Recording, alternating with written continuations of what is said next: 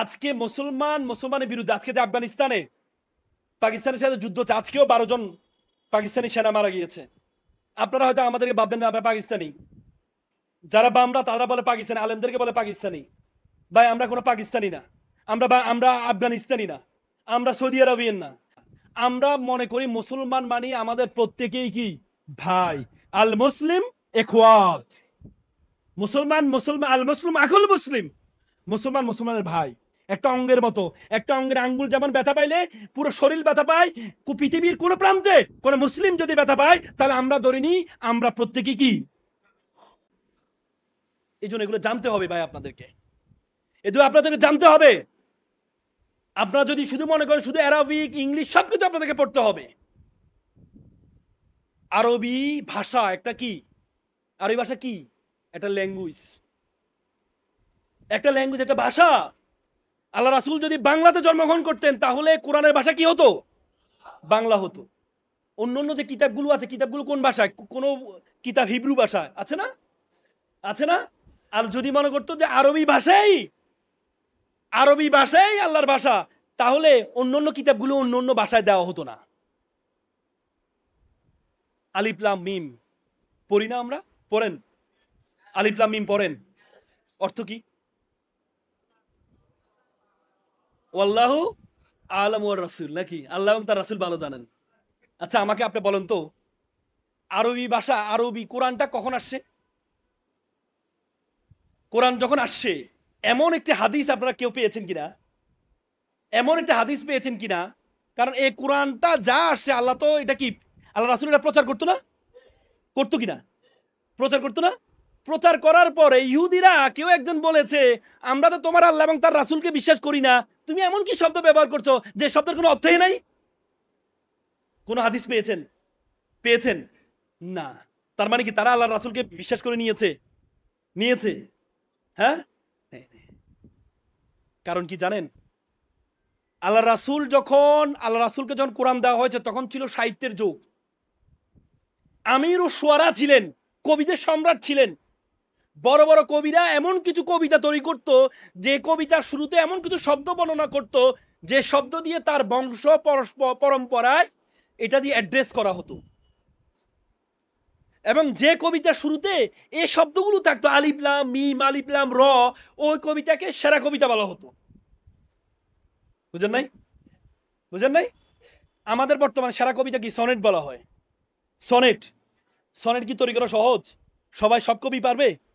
তেমনি অবাক হয়ে যেত কাফেররা যে মোহাম্মদ, যাকে আমরা বলেছি সে প্রাথমিক অবস্থা তার কোনো শিক্ষা ছিল না, সে এমন কি কবিতা ব্যবহার করছে যে কবিতার শুরুতে এমন শব্দ ব্যবহার করছে যে শব্দগুলো আমির ও শুআরারা তৈরি করে। কিভাবে মোহাম্মদ এই শব্দগুলো জানে? আল্লাহু আকবার বলেন না। আপনারা বলেন আল্লাহ রাসূল অশিক্ষিত ছিল, আল্লাহ রাসূল শিক্ষা ছিল না, অনেকে বলে না। আল্লাহ রাসূলকে আল্লাহ তাআলা এই জন্যই প্রথম জীবনে শিক্ষা দেন নাই। আল্লাহ রাসূল যদি শিক্ষিত থাকতেন তাহলে সবাই বলতো যে কোরআন সেটা আল্লাহ রাসূল নিজে তৈরি করছে। বুঝেন না কথা? তার মানে আল্লাহ তাআলা যে কাজটা করেছেন, আল্লাহ জানে এখানে প্রশ্ন কি উত্থাপন হইতে পারে। আল্লাহ জানে এখানে প্রশ্ন উত্থাপন হইতে পারে কি, যে এটা মোহাম্মদ নিজে তৈরি করছে। কিন্তু তারা তখন অবাক হয়ে যায়, মোহাম্মদ এটা তৈরি করার অবস্থা নাই, সে তো তার তো শিক্ষা নাই, তাহলে সে কিভাবে এটা তৈরি করলো? তার মানে এটা মোহাম্মদ যে আল্লাহর কথা বলছে তার আল্লাহর ছাড়া কারো পক্ষে সম্ভব না এটা তৈরি করা। এখান দ্বারা শিক্ষা কি? আল্লাহ তাআলা আল্লাহ রাসূলকে সাহিত্যের যুগে শ্রেষ্ঠ সাহিত্যিক হিসাবে পাঠিয়েছেন। ঈসা আলাইহিস সালামের যুগ ছিল চিকিৎসার যুগ। আল্লাহ তাআলা ঈসা আলাইহিস সালামকে চিকিৎসা বিজ্ঞান শিক্ষা দিয়েছেন। এজন্য উনি কারো চোখ ধরলে অন্ধ কি হয়ে যেত, সুস্থ হয়ে যেত। মুসা আলাইহিস সালামের যুগ ছিল জাদুবিদ্যার যুগ। আল্লাহ তাআলা মুসা আলাইহিস সালামকে জাদুবিদ্যা শিক্ষা দিয়েছেন, লাঠি ফেলো কি হয়ে যাবে, সাপ হয়ে যাবে। এখান দ্বারা শিক্ষা কি রে ভাই? শিক্ষা কি? এখান দ্বারা শিক্ষা হচ্ছে you have to be according to demand of situation. অবস্থার চাহিদার আলোকে, যেটা আরবিতে আপনাদের বলে মুক্তাদাল হাল, নাকি অবস্থার চাহিদার আলোকে আপনাকে নিজেকে তৈরি করতে হবে। অবস্থার চাহিদা, যদি আজকে পারমাণবিক বোমার যোগ হয় তাহলে আপনাকে পারমাণবিক বোমার যোগ যে যোগ্যতা, সে যোগ্যতা আপনাদের অর্জন করতে হবে। আজ যদি ইনফরমেশন টেকনোলজির যোগ হয় তাহলে আহমেদ এডুকেশনের মাধ্যমে আপনাদেরকে সেই শিক্ষা অর্জন করতে হবে। আল্লাহ তাআলা আপনাকে অনর্থক সৃষ্টি করেন নাই। আল্লাহ তাআলা আপনাকে অনর্থক সৃষ্টি করেন নাই। আল্লাহ তাআলা আপনাকে কাজের জন্য সৃষ্টি করেছেন। আপনি মানুষ, আপনি উঠতে পারবেন না, কিন্তু আল্লাহ তাআলা আপনাকে সেই ক্ষমতা দিয়েছেন, বিমান বানিয়ে উড়ার ক্ষমতা দিয়েছেন। আপনি মানুষ, আপনি মাছের মতো সাঁতার জানবেন না, পানির নিচে থাকতে পারবেন না, কিন্তু আল্লাহ তাআলা সাবমেরিন আপনাকে সেই ক্ষমতা দিয়েছে, সাবমেরিনের মাধ্যমে তুমি পানির নিচে যাও। আপনি পাখির মতো উঠতে পারবেন না, আল্লাহ তাআলা আপনাকে প্যারাসুট বানানোর ক্ষমতা দিয়েছে, যে পাখির মতো উড়ো, সবকিছু তুমি কন্ট্রোল করো। আল্লাহ তাআলা আপনাকে সিংহের মতো, বাঘের মতো শক্তিশালী বানান নাই, কিন্তু তাদেরকে বশ করার ক্ষমতা আপনাকে দিয়েছে। এজন্য বর্তমান যুগের যে নলেজটি আপনাদেরকে আমি বলে রাখি, যদি তালেবানের মতো বাংলাদেশের সাথে ইন্ডিয়ার সম্পর্ক যদি তৈরি না হয়, তাহলে মনে রাখবেন আগামীর বাংলাদেশ হবে দ্বিতীয় হবে, এবং আমাদের পার্শ্ববর্তী রাষ্ট্র দ্বিতীয় ইসরায়েল হবে। এবার ধ্বংস করার জন্য সবচেয়ে বেশি সহযোগিতা করেছে আমাদের এশিয়া থেকে ভারত। তো সুতরাং সেটি মোকাবেলা করার জন্য আপনাদেরকে সে যোগ্যতা অর্জন করতে হবে। নতুন একটা আপনাকে আবিষ্কার করতে হবে। চায়নারা তো ফেসবুক ব্যবহার করে না, আমি তো গিয়েছিলাম। ইউটিউব ব্যবহার করে না, ফেসবুক ব্যবহার করে না, চায়নারা কি তথ্য প্রযুক্তি এগিয়ে নেই? তারা যদি পারে, আপনি পারবেন না কেন? এজন্য আহমেদ এডুকেশনের মতো প্রত্যেকটা জায়গায় এক একটা এডুকেশন তৈরি হইতে হবে, যে এডুকেশন শুধুমাত্র জাগতিক নলেজ, যে জাগতিক নলেজ দিয়ে আজকে 15-20 বছর আমরা দেখেছি আমাদের দেশের জাগতিক যে প্রতিষ্ঠানগুলো আছে, সেই প্রতিষ্ঠানগুলো যারা শিক্ষিত, যারা বাংলাদেশকে পরিচালনা করছে, তারা হাজার হাজার কোটি টাকা দুর্নীতি করে দেশকে দেউলিয়া বানিয়ে ফেলেছে। এমন একটা প্রজন্ম তৈরি করতে হবে যে প্রজন্মের মধ্যে জাগতিক নলেজও থাকবে এবং কি তার মধ্যে ধর্মীয় নলেজও থাকবে। তারা হচ্ছে সেজন্য ইনশাল্লাহ বলা হয় তাকে ইনশাল্লাহ 3 ধরনের। একজন ইনশাল্লাহ 3 ধরনের, একটা ইরানি ইনশাল্লাহ, একটা পাকিস্তানি ইনশাল্লাহ, একটা বাংলাদেশি ইনশাল্লাহ। ইরানি ইনশাল্লাহ মানে করবই, আর পাকিস্তানি ইনশাল্লাহ মানে মেবি মে নট বি, করতেও পারে নাও করতে পারে, আর বাংলাদেশ ইনশাল্লাহ মানে করবোই না। তো ভাই আমার বাসা আপনার দাওয়াত, ইনশাল্লাহ ভাই যাবো, মানে যাবোই না, সে ইনশাল্লাহ হবে না। করতেই হবে। ধর্মীয় শিক্ষার পাশাপাশি জাগতিক নলেজ অর্জনের মাধ্যমে আজকে পেট্রো ডলার বানিয়ে আজকে পৃথিবীর যত ধরনের বড় বড় তেলের আছে, খনিগুলো আছে, স্বর্ণের খনিগুলো সব মুসলিম রাষ্ট্রে, কিন্তু তেল বিক্রি হয় কার মাধ্যমে? পেট্রো ডলারের মাধ্যমে। সেই পেট্রো ডলার বুঝেন নাই? এজন্য আপনাকে সেই জায়গায় তৈরি হতে হবে। সে জায়গা যদি আপনার ইসলামের সূরা বাকারার প্রথম আয়াতটি আলিফ লাম মিম, এখানে বড় শিক্ষা হচ্ছে আপনাকে অবস্থার চাহিদার আলোকে যোগ্য হতে হবে। পারবেন তো ইনশাল্লাহ? এখানে ইংরেজি শিখানো হয়। ইংরেজির মতো পৃথিবীতে সবচেয়ে সহজ ভাষা কিন্তু ইংরেজি, এটা জানেন? আরবি ভাষা কঠিন ভাষা, কিন্তু আরবি ভাষা আমরা মনে রাখি আল্লাহর রহমতের কারণে। পৃথিবীতে কোন হাফেজ কোরআন মুখস্থ করেছে, কিন্তু সে গুনাহে লিপ্ত, সেই ব্যক্তি কোরআন মুখস্থ রাখতে পারে? পৃথিবীর সবচেয়ে বেশি পঠিত গ্রন্থ কোরআন শব্দটা কারনুন শব্দ থেকে আসছে, যার অর্থ হচ্ছে কি? অধিক পঠিত। সে অধিক পঠিত গ্রন্থ হচ্ছে আল কোরআন। সে আল কোরআনকে গবেষণা করছে তারা, কিন্তু আল কোরআন মুখস্থ থাকে শুধুমাত্র আল্লাহর রহমতের কারণে, তাহলে সম্ভব না। পৃথিবীতে সবচেয়ে সহজ ইংরেজি যে আমাদের আন্তর্জাতিক ভাষা কেন হয়েছে জানেন? শুধুমাত্র ফ্লেক্সিবিলিটির কারণে, সহজলভ্যতার কারণে। বাংলা বর্ণ কয়টা বলেন তো? বাংলা বর্ণমালা কয়টা বলেন তো? বাংলা বর্ণমালা কয়টা? জোরে বলেন, বাংলা বর্ণমালা কয়টা? আমি বুঝি নাই। আমি একটু আপনাদের আইকিউ দেখবো যে আপনাদের অবস্থা কি। বাংলা বর্ণমালা কয়টি? 50টি। এর বিপক্ষে কেউ আছেন? হ্যাঁ, কয়টি? বোকা মনে হচ্ছে না? ওনাকে দেখতে বোকা মনে হচ্ছে না? আরে আপনারা সবাই মানি না মানি না, গন্ধু কি মানে না, জানি না জানি না। সবাই মানে না, আমিও মানি না। আপনারা সবাই বলেন 50টি, উনি বলেন একটি, তাহলে উনি বোকা না নাকি? বলেন না। নতুন কিছু বলে এরকম বোকাই মনে হয়, কিন্তু বাস্তবিক আল্লাহ রাসূলের প্রথম প্রথম এর বোকা বাস্তব মানুষ, এর বোকা, কিন্তু আরো বোকা। নতুন কিছু বোকাই মনে হয়, কিন্তু কথাটা এটাই সত্য। বর্ণমালা হচ্ছে একটা, বর্ণের মালা, বর্ণ নয়। ফুলের মালা যদি বলি যে এখানে ফুলের মালা, বললে আপনি কি বলবেন 30টা ফুল আছে মানে 30টা ফুলের মালা বলবেন? বর্ণের মালা, যে মালার মধ্যে অনেকগুলো বর্ণ, 50টি বর্ণ হয়, সেটি হচ্ছে বর্ণের মালা। বর্ণ হচ্ছে 50টা। আর বর্ণমালা কয়টি? কয়টি? সামেনা ওয়াতান, আগে শুনতে হবে। এই জন্য আল্লাহ কান দিছে 2টা। আল্লাহ কয়টা দিছে? মুখ দিছে কয়টা? এই জন্য আগে শুনতে হবে, তারপরে কি করতে হবে? শোনার আগে আনুগত্য করে দিলে বিপদ আছে। আমাদের কওমি অঙ্গনে এটা সবচেয়ে ভয়ঙ্কর জিনিস। আমরা আমাদের হুজুর যেটা বলছে মানে এটাই, কান সিলে নিয়ে গেছে মানে নিয়ে গেছে, কান ধরার সময় আমার আর নাই। ভাই এখান থেকে বেরিয়ে আসতে হবে। বলছে মানে এদের আকীদা নাই, এরা সবচেয়ে খারাপ, এটা বলছে মানে এটাই, এটার বাইরে চিন্তা করার আর আমাদের সুযোগ নাই। না ভাই, এটা করা যাবে না। আল্লাহ তাআলা আপনাকে চিন্তুক মনের, চিন্তা করার ধারণা দিয়েছে। চিন্তুক মানে, আফগানিস্তানে হিন্দু আছে মাত্র 0.50%। আফগানিস্তানের ইসলামী শাসন আর বাংলাদেশের ইসলামী শাসনকে এক হবে? বাংলাদেশে হিন্দু কত পার্সেন্ট? কত পার্সেন্ট? 10%, 10%-এর উপরে। তার মানে সেখানে যদি আপনি আফগানিস্তানে হিন্দু আছে মাত্র 0.50%, 1%ও নয়। সেখানে তারা চাইলে সব কিছু করতে পারে, কিন্তু আপনি এখানে ইসলামী শাসন কায়েম করতে হলে আপনাকে এখানকার সংস্কৃতি, অবস্থা, এজন্য ইস্তেহাদ করার ক্ষমতা দিয়েছে আল্লাহ। ইস্তেহাদ বলে যে আজ-জুররাতু তাবিয়াল মাজুরাত, প্রয়োজনে নিষিদ্ধ বস্তু সিদ্ধ হয়, বলে না? আপনি গবেষণা করলেন, যদি ভুলও হয় 100 বলে না? আরে ভাই বলেন না, ভুল হলে আমাকে বলবেন, আমি স্টুডেন্ট, আমি বলছি এভরিডে স্কুল ডে, বলে না ইস্তেহাদ করলে যদি ভুল হয় 100, আর যদি ভুল না হয় তাহলে কি 200। তার মানে কি? ইস্তেহাদ তো এই জন্য সুযোগ করে দিয়েছে আপনাকে গবেষণা করার জন্য।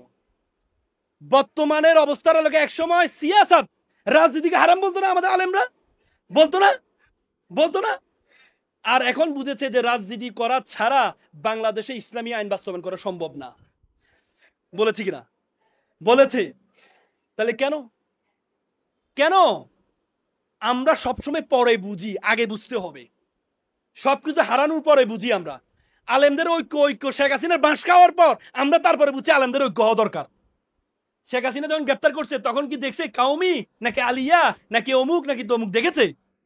যেভাবে গুনবী সাহেবকে ধরেছে, এজার সাহেবকে ধরেছে, সেভাবে আমির হামজা সাহেবকেও ধরেছে না?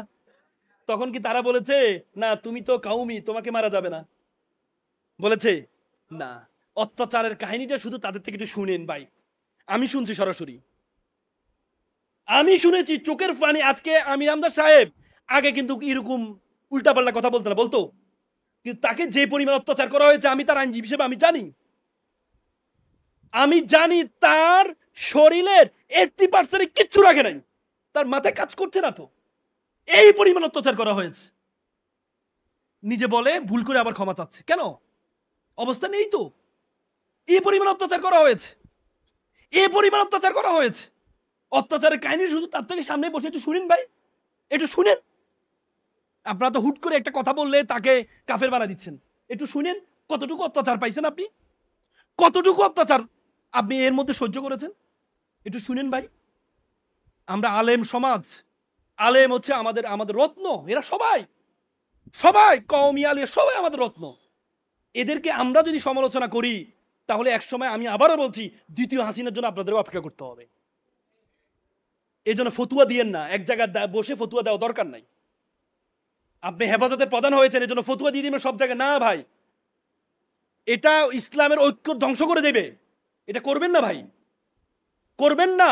আগুন লাগছে, যে দিক থেকে পারে আগুন নিভাতে হবে। ডানে যাবেন নাকি বামে যাবেন, পিছন থেকে আসবেন নাকি উপর থেকে আসবেন, এই নিয়ে দ্বন্দ্ব করেন না ভাই। নতুন বাংলাদেশ তৈরি করার এখনো সুযোগ, সুযোগ আল্লাহ তাআলা আমাদেরকে দিয়েছে। প্রত্যেকের ভুলের উদ্যোগ কেউ নয়, আমি সহ আজকে আমি যতগুলো কথা বলেছি এটার মধ্যে কমপক্ষে 50টা ভুল পাবেন আপনি। আপনি যদি আমার 50টা নিয়ে আলোচনা করতে চান তাহলে আপনি 1000 ঘন্টা আলোচনা করতে পারবেন। কিন্তু আমার এখান থেকে যদি একটা শিক্ষা যদি আপনি আলোচনা করতে চান, একটা শিক্ষা নিয়ে যদি আপনি আলোচনা করেন তাহলে এটার জন্য যথেষ্ট। কিন্তু আপনি যদি ভুল ধরতে চান, আমার অনেক ভুল ধরতে পারেন। আমি প্রথমেই বলেছি আমি ভুলের ঊর্ধ্বে না, আমাকে ধরিয়ে দিবেন আপনারা। কিন্তু আল্লাহর ওয়াস্তে I have visited 26 all over the world. আমি পৃথিবীর 26টা দেশে গিয়েছি। আমি সেখানে মুসলমানদের অবস্থা শুনেছি, আলেমদের সাথে কথা বলেছি। এখনই সুযোগ, পৃথিবীতে আমাদের আলেমদের মতো এত মেধাবী, পৃথিবী এত দেশের মধ্যে আমাদের ছেলেরা কোরআনে ফার্স্ট হয়, তেলাওয়াতে ফার্স্ট হয় না? হয় না? টানা ফার্স্ট হয়। তার মানে কোরআনের তেলাওয়াতে যদি ফার্স্ট হয় তাহলে গবেষণায় আমাদের ছেলেদের থেকে মেধাবী কেউ হইতে পারে না। কিন্তু আমরা তো কেউ একজন আগাইলে আর 5 জনে মিলে টানি। বলে হাডুডু আমাদের জাতীয় খেলা কেন? হাডুডু দেখবেন একজন আগালে 5 জন ধরে রাখে, আবার 5 জন দাঁড়িয়ে থাকলে একজনকে খোঁচা মারে, হা ডু, কিরে ভাই দাঁড়িয়ে এসেছে খোঁচা মারে, হা ডু ডু।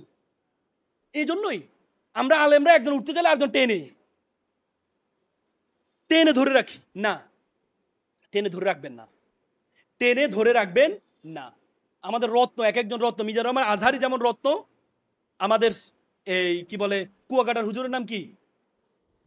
হ্যাঁ, আমাদের রত্ন হুজুরের নামটা কি? হাফিজুর রহমান হুজুর। আমার খুব ভালো লাগে। এগুলো আমাদের রত্ন। সমালোচনা করবেন না, সমালোচনা কখনো করবেন না। হাফিজুর রহমান হুজুরের বক্তব্য শুনে কত বেনামাজি হয়েছে না? তাহলে সুযোগটা দেন না রে ভাই। আপনি সমালোচনা করলে চিনি উঠবে কিভাবে? আমি তো শুনেছি উনি এক পর্যায়ে রেকর্ডিং করাই বন্ধ করে দিয়েছেন। কারণ শুধু সমালোচনা করলে আগাইতে পারবে? এক হুজুর আরেক হুজুরের বিরুদ্ধে, কোনো বামের বিরুদ্ধে আর করে না। এই জন্য আল্লাহর হস্তে আজকে এই প্রতিষ্ঠানে আমি এত কথা বলতাম না। আমি আসলে আমার প্ল্যান ছিল আমি একরকম, সত্যি কথা আল্লাহর কসম, আমি আলোচনা করার প্ল্যান ছিল একরকম, কিন্তু আমি চলে গেছি অন্যরকম। আপনাদেরকে দেখে, শুধু আপনাদের আবেগ দেখে।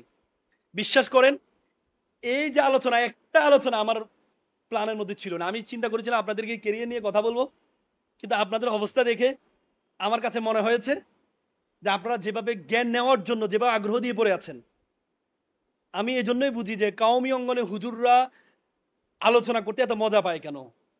কারণ তার ছাত্ররা, মনে রাখবেন, পৃথিবীর বড় বড় টিচারের বড় বড় ছাত্র হয়েছে। জানেন তো এটা? এরিস্টটলের ছাত্র কে ছিল জানেন? কে? প্লেটোর ছাত্র কে ছিল? হ্যাঁ, সক্রেটিসের ছাত্র ছিল এরিস্টটল। সক্রেটিসের ছাত্র ছিল প্লেটোর ছাত্র ছিল এরিস্টটল। মানে বড় শিক্ষকের বড় ছাত্র। এই জন্য আপনারা এত মেধাবী হন। আল্লাহর ওয়াস্তে রাব্বানা আতিনা ফিদ দুনিয়া হাসানাতাও ওয়া ফিল আখিরাত, দুনিয়া এবং আখিরাতে হাসানা, দুইটাকে সমান্তরাল লাগাইতে হবে। শুধু একটা নিয়ে দৌড়ায় চলে যাবেন আর একটা পিছনে পড়ে থাকবে, তাহলে আপনাকে দিয়ে দেশের কোনো উন্নয়ন হবে না। এই জন্য এখানে যারা আছেন প্রত্যেকেই চাকরি করার কেউ চিন্তা করবেন না। সবাইকে বলতেছি, কেউ চাকরি করবেন না। আপনাদেরকে এতদিন মাথা ঢুকিয়ে দেওয়া হচ্ছে গরিব থাকো। আল্লাহ রাসূল বলছে কাজ আল ফাকরু ইয়াকুন আল কুফরান, দারিদ্রতা মানুষকে কাফেরের দিকে ধাবিত করে। আপনি যখন আলী রাদিয়াল্লাহু তাআলা আনহু বলেছে দারিদ্রতা, এটা যদি কোনো মানুষের নাম হইতো তাহলে আমি তারা হত্যা করতাম। কারণ দারিদ্রতায় মানুষ কষ্ট পায়। আর আপনারা বলেন দুনিয়া করো না, আখিরাত করো। আখিরাত করবেন, কিন্তু আপনাকে দুনিয়া। আল্লাহ রাসূলের কাছে একজন সাহাবা আসেন, ইয়া রাসূলুল্লাহ আমি চিকনা হয়ে যাচ্ছি, আমার একটা দোয়া পড়ে দেন। আল্লাহ রাসূল তারা দোয়া পড়ে দিল। এরপর সাথে ইয়া রাসূল আমি তো আরো চিকন হয়ে যাচ্ছি। বলছে তুমি কি দোয়া পড়ো? আমি বলি রাব্বানা আতিনা ফিল আখিরাতি হাসানাতা ওয়া কিনা আযাবান নার। এই তো তুমি আখিরাতে হাসানাত, দুনিয়া হাসানাত আগে চাইতে হবে। আগে তো দুনিয়ার হাসানাত চাইতে হবে, তারপরে না আখিরাতের। আগে তো তোমার দুনিয়াতে পাঠানো হইছে রে ভাই, তারপরে তোমাকে আখিরাত। পৃথিবীর আমাদের ইসলাম ধর্মের যত বড় ইবাদতগুলো আছে, বেশিরভাগ ইবাদত কার জন্য? টাকাওয়ালাদের জন্য। হজ কার জন্য? গরিবের জন্য। যাকাত কার জন্য? কুরবানি কার জন্য? সাদকা কার জন্য? তাহলে গরিব থাকো, টাকা কাকে দিবেন? পৃথিবীতে আমি অনেক দেশে গিয়ে খ্রিস্টান কোনো বড় ধরনের যে তাদের প্যাগোডাগুলো আছে, কোনো প্যাগোডা টাকা দিয়ে পরিচালনা করা হয় না। রাষ্ট্র দেশে অর্থায়ন করে। আমাদের দেশে কেন প্রতিদিন শুক্রবারের টাকা উঠাইয়ে করতে হবে? রাষ্ট্র পরিচালনা করতে হবে। রাষ্ট্র প্রত্যেকটা মসজিদ পরিচালনা করতে হবে, রাষ্ট্র মুয়াজ্জিনের বেতন দিতে হবে। 5,000 টাকা একটা রিক্সা চালক মাসে 50,000 টাকা ইনকাম করে, তার একজন মুয়াজ্জিন সারাদিন 24 ঘন্টা সে ডিউটিতে মুসলমানে এই মসজিদে, তাকে কোনো মাত্র 5,000 থেকে 7,000 টাকা বেতন দেওয়া হবে। এটা আমাদের ধর্মকে অপমান করা হয়, এটা আমাদের ধর্মকে অপমান করা হয়। আজকে এই আলেমদেরকে যারা মসজিদের ইমাম, তাদেরকে একটা প্রাইমারি স্কুলের টিচারের যেমন বেতন হবে, তার চেয়ে ডাবল বেতন কাকে দিতে হবে? মসজিদের ইমাম এবং মাদ্রাসা শিক্ষকদেরকে দিতে হবে। কারণ তারাই আমাদের দেশকে তৈরি করার জন্য। আপনি দেখেন বাংলাদেশে 5 বার দুর্নীতি চ্যাম্পিয়ন হয়েছে, কয়বার? 5 বার। যতজন দুর্নীতি করেছে তার মধ্যে কয়জন দেখবেন আপনার মাদ্রাসা ছাত্র? কয়জন পাবেন? বাংলাদেশ মাদকাসক্ত অ্যালার্মিং হয়ে দাঁড়িয়েছে, কয়জন মাদ্রাসা ছাত্র মাদক গ্রহণ করে? তার মানে বাংলাদেশকে সুন্দর করার জন্য তারা করে। আর আপনি সকল ফলাফল দেন কাকে? যাদের কোনো নৈতিকতা নাই, যাদেরকে টাকা দিবেন 100 টাকা 99 টাকা খাই ফেলে, তাদেরকে আপনি দেশ তৈরি করার জন্য দেন। এই জন্য আপনাদেরকে প্রত্যেকে এক একজন, আপনি দেখেন আশারে মুবাশশারা যে 10 জন যারা জান্নাতের সুসংবাদ পেয়েছে, তাদের 8 জনই ব্যবসায়ী ছিলেন। কয়জন? আজকে জুবাইর ভাই উনি যদি চাকরি করতেন, হয়তো একটা কলেজের টিচার হইতেন, না বিশ্ববিদ্যালয়ের টিচার হইতেন। কিন্তু তার অধীনে কতজন এখন চাকরি করে? কতজন? 100, 200, সামনে 1000 জন চাকরি করবে। এরকম উদ্যোক্তা তৈরি হতে হবে, এরকম উদ্যোক্তা তৈরি হতে হবে। আল্লাহর রাসূল খাদিজা, আল্লাহ তাআলা আল্লাহর রাসূলকে যত সিদ্ধান্ত, সব সিদ্ধান্ত আল্লাহর পক্ষ থেকে আসে না? খাদিজাতুল কুবরা রাদিয়াল্লাহু আনহাকে কেন বিবাহ করেছেন 40 বছর বয়সে? কিসের জন্য? সেটিও আল্লাহর সিদ্ধান্তে। কারণ ইসলাম প্রচারের জন্য টাকা লাগবে, অর্থ লাগবে, অর্থ লাগবে, সেটি আমাদেরকে শিক্ষা দিয়েছে। এজন্য আপনাদেরকে সম্পদ উপার্জন করতে হবে উইথ মোরালিটি, নৈতিকতা সহকারে। সম্পদ উপার্জন করতে গিয়ে অনৈতিক হওয়া যাবে না, মাহরুম হওয়া যাবে, মানে হওয়া যাবে না। কারণ প্রত্যেকটা ধনীদের সম্পদের মধ্যে কার হক আছে? ওয়াফি আমওয়ালিহিম লিসসাহিলিল মাহরুম, নাকি? কি আছে? যারা ধনীদের সম্পদের মধ্যে কার আছে? হক আছে, গরিবের হক আছে। তো সুতরাং আমি আর কথা বলবো না, আমি আপনাদেরকে এটাই বলবো, আপনারা সবাই এক একজন বড় বড় উদ্যোক্তা হবেন, এক একজন এক একটা আহম্মদ এডুকেশনের মতো একটা শিক্ষা প্রতিষ্ঠান দিতে পারবেন তো? পারবেন তো? ইনশাআল্লাহ আগামীর বাংলাদেশ ইসলামের বাংলাদেশ, আগামীর বাংলাদেশ মক্কা মদিনা যে শিক্ষা, রহমত সাকিনা যে শিক্ষার মধ্যে আছে, সেই শিক্ষার বাংলাদেশ। সকলে ভালো থাকবেন, সুস্থ থাকবেন। আসসালামু আলাইকুম।